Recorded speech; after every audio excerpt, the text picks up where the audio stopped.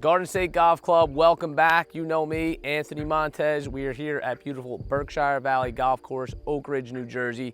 We just finished up our first major at Sunset.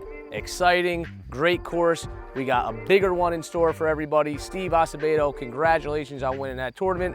You are old news. We are moving on. All right, we got a great guest here, Mike Andrusin, a member of the PGA in the New Jersey section. He's going through this walkthrough. I mean, we're honored to have him here. He jumped in on the opportunity just to help us out and get things going out in the golf here in New Jersey. Mike, welcome, Garden State Golf Club. Thanks for being here. We're gonna be out here playing some holes, letting these guys know what's going on. I know you don't play here often, but you have played here. Talk to me about just a little bit about this course in general. Well, the Morris County Park Commission contracted with Roger Rulowitz in the early 2000s to design kind of an upscale facility from some of their other golf courses, and figured out that they had a great piece of property here, kind of carved into the mountain, as you can see behind us. And as you can see below us in the valley, it's a beautiful course. They've got a tremendous layout that there's a lot of challenging shots, a lot of places where you can hit driver, a lot of places where you're going to have to make some strategic decisions on elevation changes and club selection. So it gives the average golfer a good variety of opportunities. Awesome. So you also seen Sunset Valley Golf Course, right? Okay. How would you say Sunset compares to Berkshire? Is there any type of comparison? I know this plays a little longer. I think Berkshire's 6,800 maybe from the blues or so. Sunset was a little shorter. Sunset had the challenging greens. Are we gonna see maybe some down slope lies here in the fairway? The green's gonna be just as challenging, to your knowledge of what you think? The greens will be just as challenging. I mean, Sunset's kind of a special place with that. That's more of a neighborhood golf course, a lot of parallel holes that you can see, a lot of places where you can kind of miss it in another fairway. Here in spots, as you can kind of see, if you miss it in spots, you're either in the mountain junk or you're down the hill or in the pond. So there's some challenges there, but I think it's a different look than Sunset. I wouldn't necessarily say it's a better golf course. It's a different look. Okay, good. Thanks for that insight. So listen, me and Mike are gonna play some holes. We're gonna get some info back to you guys. Follow us, all right? We'll be back. Thanks for joining in. We'll see you in a few.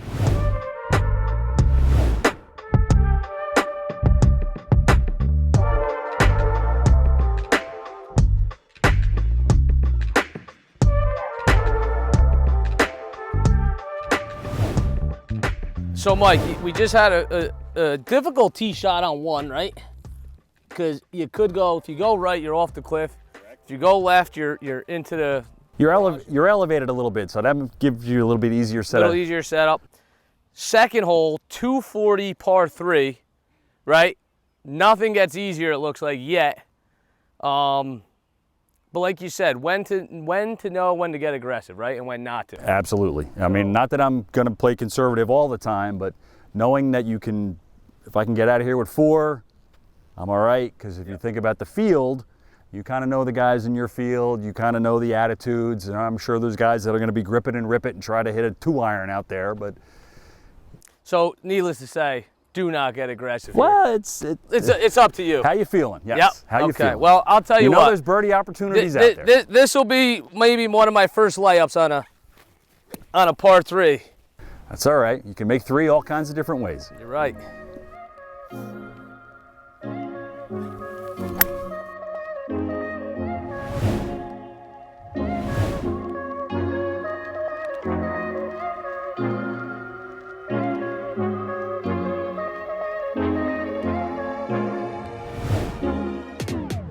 Just made 3 on 2. Oh, yes. Like you said, there's a couple ways to make 3. We are aware if you make a 3 there, we both would say you can move ahead of the field on that hole, right? Absolutely. You're coming to the 3rd tee with a little jump in your step, knowing that a lot of people behind you are going to struggle. Right. Depending on where the hole is, it's going to be a challenge, really.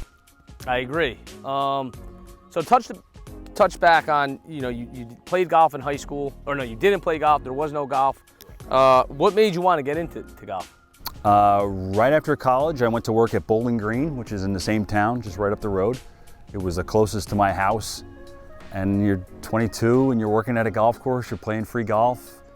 It's like everybody's dream. I mean, yeah, I was a starter and a ranger and you're parking carts and you just kind of work through the business. And then the head golf professional at the time was a guy named Tom Staples. And it asked me if I wanted to get into the business. And I never really thought, I had the game for it, but, he helped me out, kind of changed the way I practice, gave me some instruction where I could start to really set my sights on passing the player ability test to become a PGA member, and was able to do that in 3 years and just kind of keep ascending through the education program to become a member. It's impressive. So you are a pro, and what was that process like to even, was there schooling? Was there some sort of test you had? What was the process like? The first thing you do, when I went through the program, the first thing you had to do was pass a player ability test.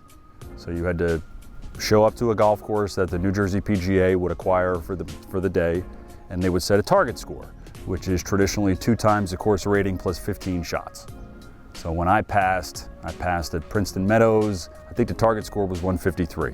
Great thing about golf, there's the number on the board. In order for you to continue on in the program, you got to shoot 153 for 36 holes in a day or better. So that's when people say, oh yeah, I should even par at my home club all the time. But once you start to count everything and they put that number on the board and you know in the back of your head, okay, I got to par in from here, or I can only make bogey on one of the next 4 holes. It's, you're 22, 23, 24 years old, and I didn't play competitive junior golf. It starts to really, but you learn a lot about yourself. I actually learned how to take the test was just as important as the skill to take it, because I was never a nutrition, hydration kind of person, and we have to start convincing golfers that they're athletes, and that is a big part of what you do, is that you can't just go out. I see it with my high school players all the time. At 3 o'clock after school, you haven't eaten lunch since 11:30, and by the time you're walking up the 9th fairway, it's 6 o'clock, and I'm so hungry, I'm so thirsty, and it's like, you got to train to be an athlete, just as important in golf. So you got to hydrate and eat right, and eat at the right time. Yeah, I mean and I'm glad you touched up on that, because we've been trying to pass that message to our members that one way or the other. It's important what you're doing outside, or to prepare to go out on a golf course for 4 or 5 hours. Your body starts losing energy. You got no fuel. Everybody's hyped up in the first 3 holes. It's a given. Yeah. But it's the last 6 holes where you're dragging your scorecards in a dumper, and what are you going to do to get it in the house? Yeah. All right. Awesome. Thank you, Mike. And let's continue on. All right. Par 5.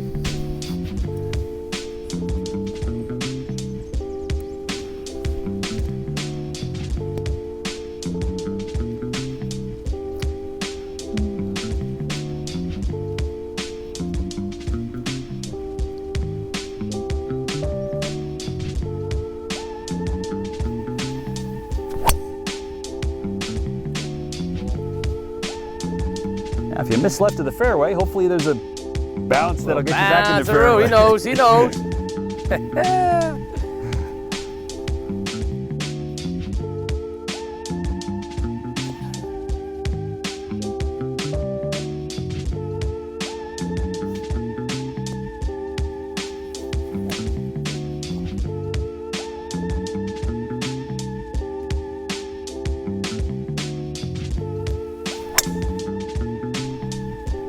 Ooh, that ball will play nice.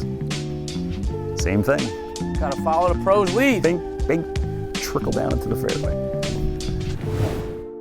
Here we are. We got Craig Kraft. We caught him on the golf course doing work. Craig, Garden State Golf Club, we thank you. Place looks awesome.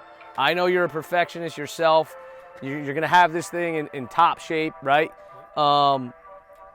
Knowing that we're out here, does this make you want to even, besides doing your job, does it make you want to really show these guys what you can do at this golf course?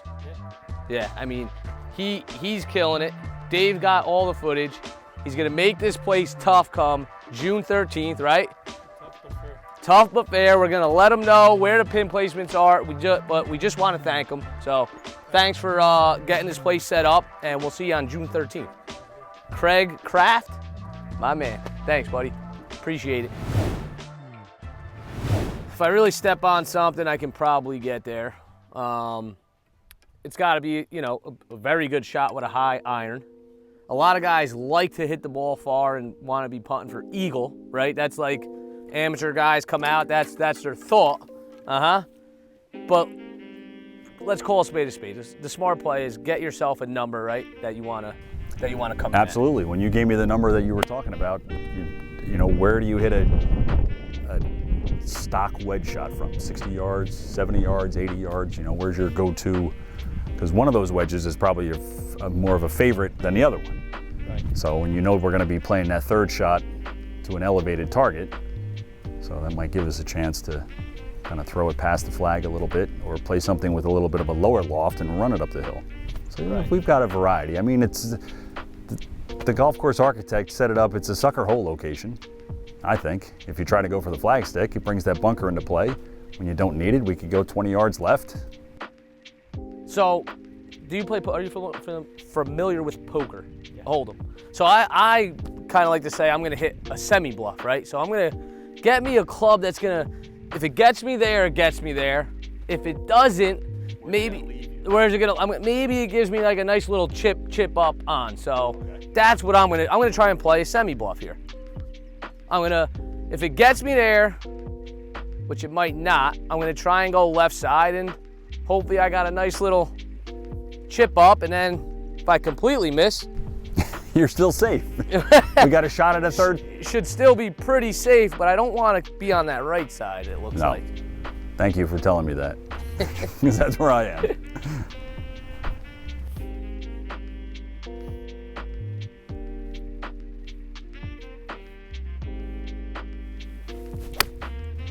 I don't want to be there. Oh, just got a little quick through transition. Yep. So the thing is, take a number, lay up, and go in what you're comfortable with. It's not always sexy.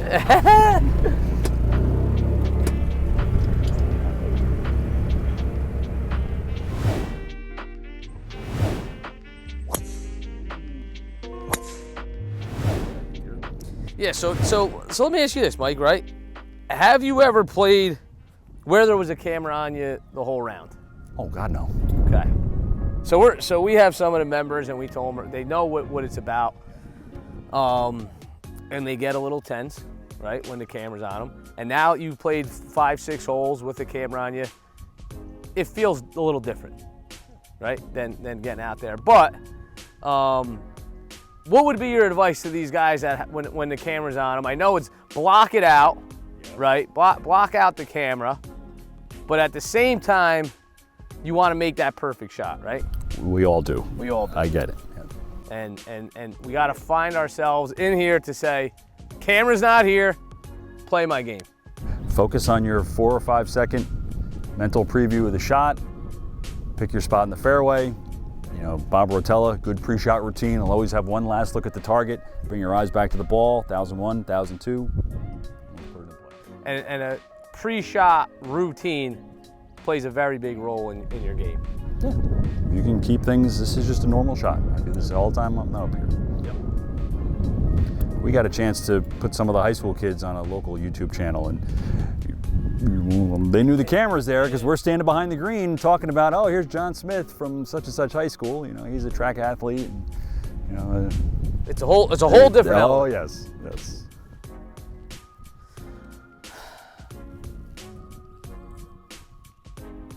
All right. Yeah, I can see. This hole, I remember this whole front when I used to play it.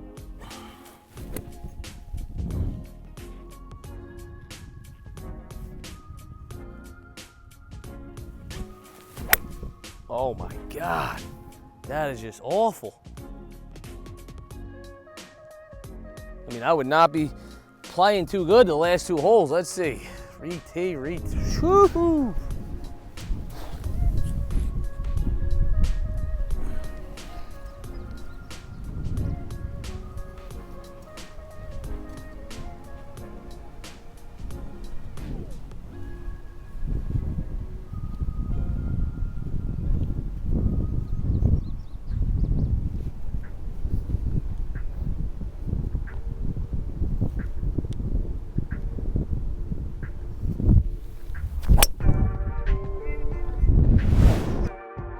Garden State, that does it for our round. Me and Mike crushed it. We played the front 9 here at Berkshire Valley. It was fun, it was eventful. We had some laughs, we had some horrible shots, we had some great shots. But Mike, I mean, he gave us some great stuff that you guys are gonna be able to see once this thing gets rolling. And Mike, first, thanks for taking the time out of your day to come play. I think your players are going to really look forward to being here. They're part of a great group, from what you've told me. Yeah, no, the guys are great. But as I close this thing out, how do you think the course played, compared to what you've seen before? Were the greens super fast? Were they okay? You've seen them faster? I've seen them faster, but knowing that we just got a ton of rain, it's going to take a good bit of sun to dry it out. We've got cloud cover the entire day, so it's June. We're going to see more sunlight for longer hours. That'll be fine. That'll dry it out just fine. Everything will be all right. Let's say you're getting ready to play a tournament, Mike. How would you let these guys know to prepare for a tournament just in general? Maybe like get their sleep, eat right, or what's your mental take on just going out the night before and getting ready for a tournament? What's happening? Well, you're always, the guys you have to be an athlete. So you're always looking to prepare how the athletes prepare, whether you're doing your foam rolling the night before, whether you're getting your bag ready, making sure your clubs are cleaned, making sure your grips are cleaned. Get yourself hydrated. When you get here, get a chance to practice some lag putting. With greens that are 30 and 35 and 40 yards deep, you saw some of our lag putts were just gigantic. And you have to get used to that idea because not everybody's going to hit it close. So the better you can be with the flat stick, not just from inside of 5 feet, but outside of 25, 30 feet, I think you're going to see definite results from that. Yeah, I mean, like he said, the greens were huge. I mean, these greens are really big. That's a great piece of info that I never even thought about. Get that lag putting down when you get here to the course and spread out because these greens are really big. That's something to help your score. And listen, Mike, thanks for coming out today. We look forward to seeing you maybe in the future, right? So. And we killed it. So let's get ready for June 13th here, Berkshire Valley. We are in Oak Ridge or Jefferson. Where are we exactly, Mike? We're somewhere in there, I don't know what the zip code actually is, but. So either Oak Ridge or Jefferson. The northern tip of Morris County. June 13th, you guys got it. Be there. Let's go. Mike, thanks. We'll see you soon. Thank you. Hey guys, welcome back. That officially does it. I am done with my round. Mike's moved on. I'm finished up. 2021 Jersey Devil Classics going to be here, Berkshire Valley. Course is in tip-top shape. I caught up with the superintendent on the course. Craig told me this is going to be a tough course come Sunday. Hope you guys are ready. Get here if you can. Looks like the rain is rolling in. That does it. Get prepared. June 13th, 2021, Jersey Devil Classic, Berkshire Valley. Get your registrations in. And also, mini tournaments, guys. Get those things done. I know you guys are trying to find time. We need those tournaments filled in. End of the year, it's going to come down to FedEx points, not just winning the FedEx tournament. So get that done. We will see you June 13th, Berkshire Valley Golf Course, Garden State Golf Club. We are out.